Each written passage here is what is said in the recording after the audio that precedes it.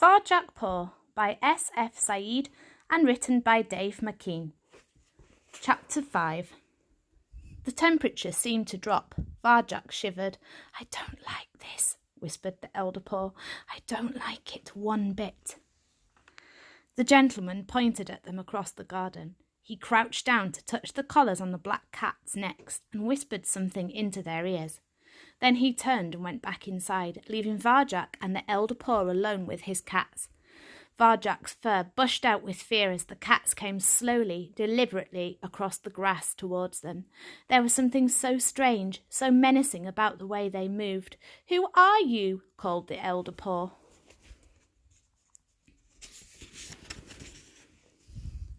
They didn't answer. They just kept coming. Varjak and his grandfather backed away, but there wasn't far to go. In a few steps they were up against the wall, as far from the house as they could go.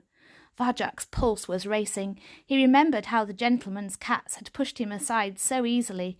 It looked like nothing in the world could stop them now.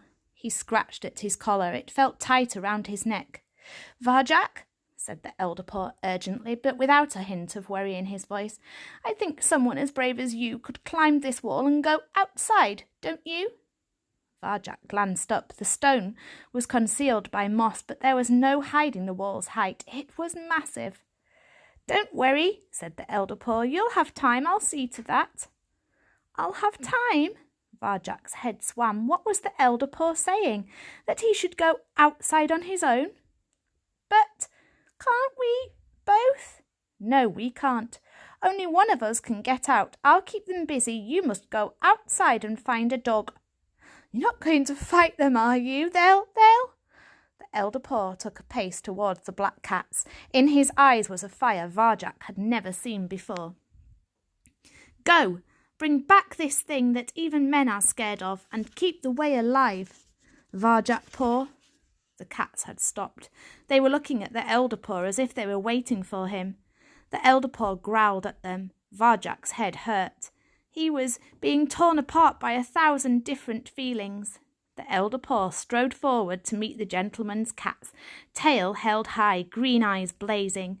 "Go, Varjak, before it's too late. Don't look back. This is the only way." He looked fierce and magnificent.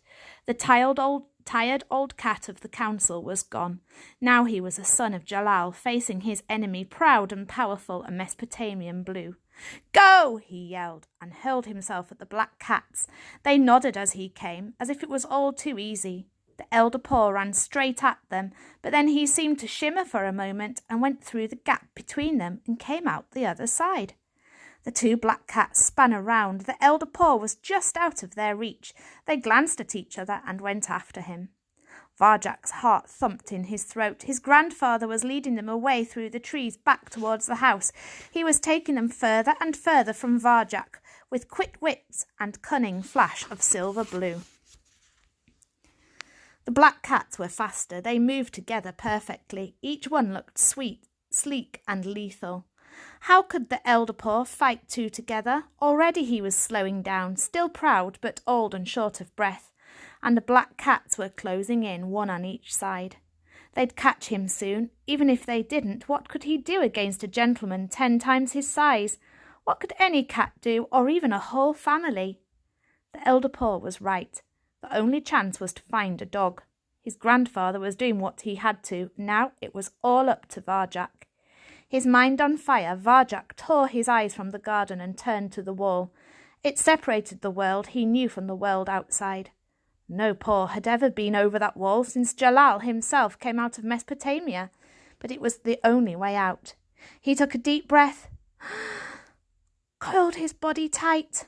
One last glance over his shoulder. No! The black cats had caught the elder Paul.